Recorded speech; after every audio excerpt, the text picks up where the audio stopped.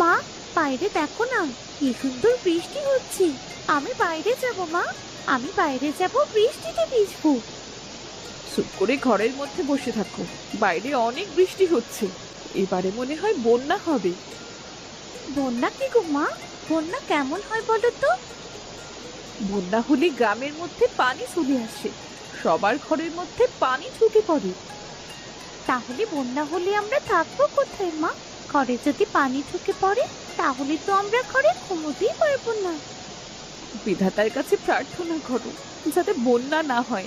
বন্যা হলে মানুষের খুবই অসুবিধে হয়ে যাবে। হে বিধাতা, বন্যা দিলে যে আমাদের মহা বিপদ।